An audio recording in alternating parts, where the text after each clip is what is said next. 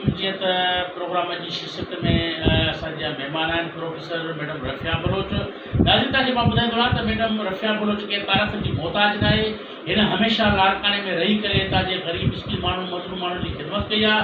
हमेशह शेख ज़द इस्पताल खे जेको आहे 4 चंड रहिया। शेख ज़द इस्पताल में तमामु बहितरीनु रोल हो। ग़रीब मिस्किन माण्हुनि जी तमामु ख़िदमत कई आहे। अॼु सिंध मूंज मां न्यूज़ जी असांजे महिमान आए ऐं अवां जो मेज़बान आहे डॉक्टर अब्दुल हफ़ीज़ बलोच। अचो पिया ॻाल्हि जी तरफ़ ऐं मैडम रफ़िया बलोच सां गॾु आहे। अभी अस्सलाम वालेकुम। वालेकुम सलाम। अभी अचो पिया सिंध जे हवाले सां सिंधी मारवाड़ा हिन ॿोड़ जे हिन मुतासिरनि जी हालत में जेको आहे तमामु वॾी कचमच में तकलीफ़ में अवां सिंध वासी जे लाइ पंहिंजो पैगाम पहुचे। हा तव्हांजी बि तमामु जदोजहद हूंदी आहे। एक्चुअली मां इहो ई ॾिसंदी आहियां त तव्हां मंजिला न ॾींदा बेजरा ॾींदा पर एक्चुअली मुंहिंजो मैसेज सभिनी लाइ इहो ई हूंदो ज़िंदगी में जेतिरा बि इंसान आहिनि स्पेशली औरतूं जेके तमामु नज़रूं आहिनि। पहिरीं ॻाल्हि ॿियो नंबर ते इहो ई आहे औरतुनि खे मुंहिंजो प्रोग्राम इहो ई हूंदो त उहो पंहिंजो पाण ख़्यालु कनि, पाण खे इज़त ॾियनि ऐं माना इहो कंहिंजो विचार न हुजे। उहो हरदमि हुनखे पंहिंजी सिहत जो ख़्यालु करिणो आहे, पंहिंजी इज़त जो ख़्यालु करिणो आहे ऐं पंहिंजो ख़्यालु करिणो आहे ऐं पाण करिणो आहे। हुनखे कंहिंमें बि एक्सपेक्टेशन न करणी आहे त मुंहिंजो या फादर कंदो ब्रदर कंदो हस्बैंड कंदो केरु कंदो न।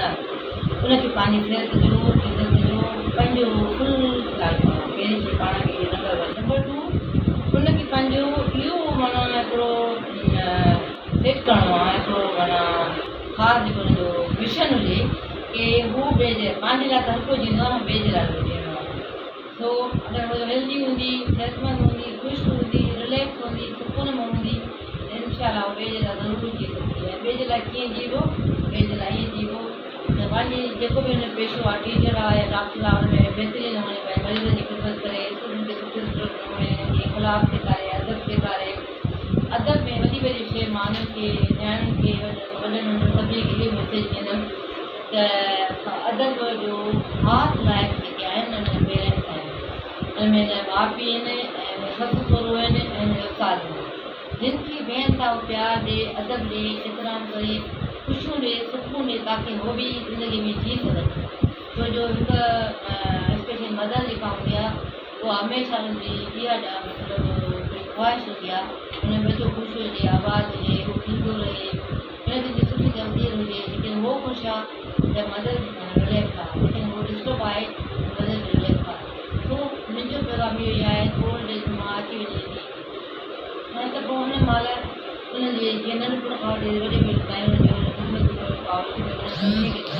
रखंदे हुन ॿियनि सां ॻाल्हि करे ताकी उहो रिलैक्स रहे ऐं पंहिंजी दुनिया बि ठाहे वञे। पंहिंजी